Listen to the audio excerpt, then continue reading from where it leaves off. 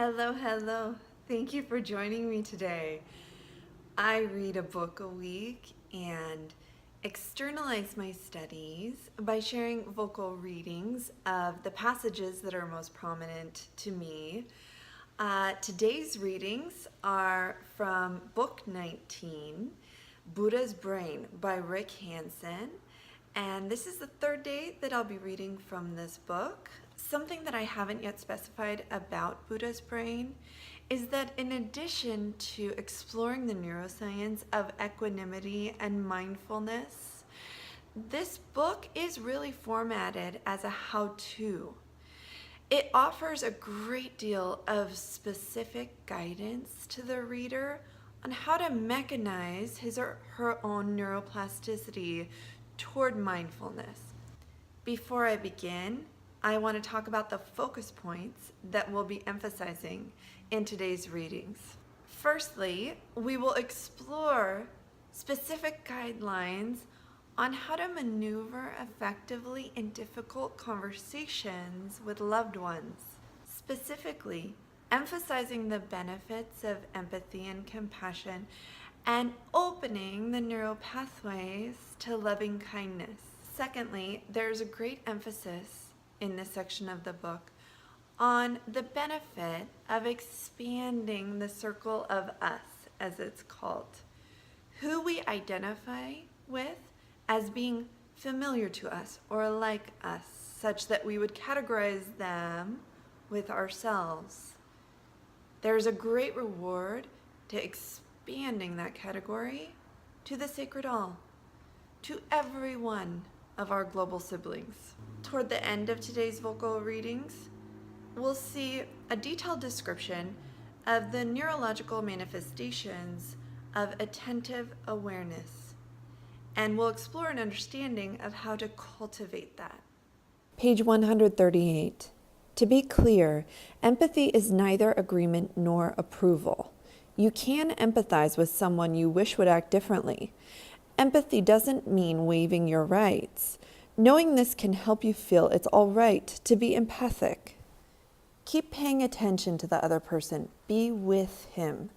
This sort of sustained attention is uncommon, and other people appreciate it a lot. Appoint a little guardian in your mind that keeps watching the continuity of your attentiveness. This will stimulate the anterior cingulate cortex, which pays attention to attention. In a way, empathy is a kind of mindfulness meditation, focused on someone else's inner world. Page 142.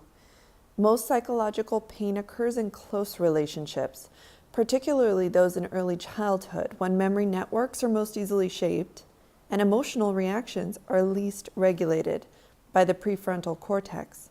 All in all, it's natural to be wary about getting too close. Page 144.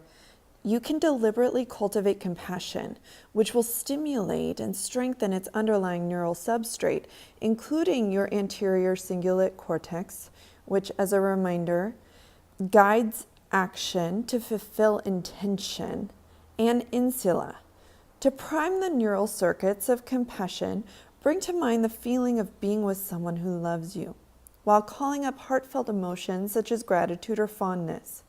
Next, bring empathy to the difficulties of the other person, opening to his even subtle suffering.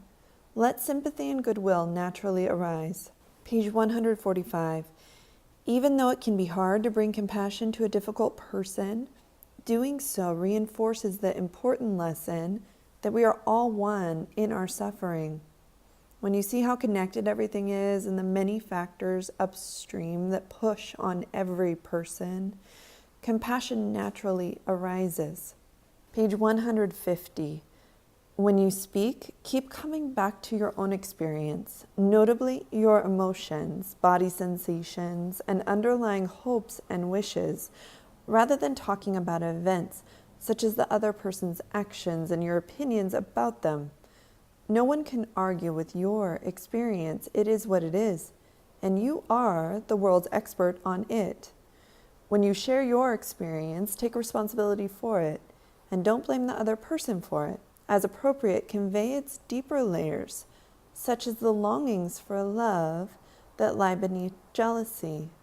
In your brain, loving kindness mobilizes prefrontal language and intention networks, as well as limbic emotion and reward networks. It calls on equanimity to keep the heart open, especially in the face of great pain or provocation. Kindness is for everyone, omitting none, in the traditional phrase, with all beings held as us in your heart. Try not to get swirled along by the mind streams of other people. Reflect on the neurological turbulence underlying their thoughts, the incredibly complicated, dynamic, and largely arbitrary churning of momentary neural assemblies into coherence and then chaos. Getting upset about somebody's thoughts is like getting upset about spray from a waterfall. Try to decouple your thoughts from the other person's and tell yourself, she's over there and I'm over here. Be cautious about attributing intentions to other people. Prefrontal theory of mind networks attribute intentions routinely, but they are often wrong. Most of the time, you are just a bit player in other people's dramas. They are not targeting you in particular. 167. Life includes getting wounded. Accept as a fact that people will sometimes mistreat you, whether accidentally or deliberately. Of course, this doesn't mean enabling others to harm you or failing to assert yourself. You're just accepting the facts on the ground. Feel the hurt, the anger, the fear, but let them flow through you. Ill will can become a way to avoid facing your deep feelings and pain. Page 180. The basal ganglia are a kind of stimostat that registers the stimulation coming through the senses or from within the mind itself. As long as the amount of stimulation remains above a certain threshold, there's no need to trigger stimulation seeking. But when stimulation drops below this threshold, the basal ganglia signal your brain to get more now, and you find yourself being provocative in a boring conversation or lost in thought while meditating. Slow down, talk less, do just one thing at a time. Reduce multitasking. Focus on your breath while doing daily activities. Relax into a feeling of calm presence with other people. Use routine events like the phone ringing, going to the bathroom, or drinking water as temple bells to return you to a sense of centeredness. At meals, take a moment to reflect on where your food came from. Simplify your life. Give up lesser pleasures for greater ones. Page 187. As mindfulness stabilizes, you will rest more and more as awareness itself. Awareness contains mind objects, a general term for any mental content, including perceptions, thoughts, desires, memories, and emotions, and so on. Although mind objects may dance busily with each other, awareness itself is never disturbed. Awareness is a kind of screen on which mind objects register, like in the Zen saying, the reflections on a pond of geese flying overhead. But awareness is never sullied or rattled by the passing show. In your brain, the neural patterns represented within awareness are highly variable, but the representational capacities themselves, the basis of the subjective experience of awareness, are generally very stable. Consequently, resting as awareness brings a beautiful sense of inner clarity and peace. These feelings are generally deepest in meditation, but you can cultivate a greater sense of abiding as awareness throughout the day. This is the perfect place to conclude for the day. This is on page 189. Notice the space-like qualities of awareness. It is boundless, still, and silent, empty until something appears, vast enough to hold anything, always present and reliable, and never altered by the mind objects passing through it like shooting stars. But do not mistake any concept of awareness, which is just another mind object, for awareness itself. Keep returning to simply being, simply present, opening out to the infinite without boundaries.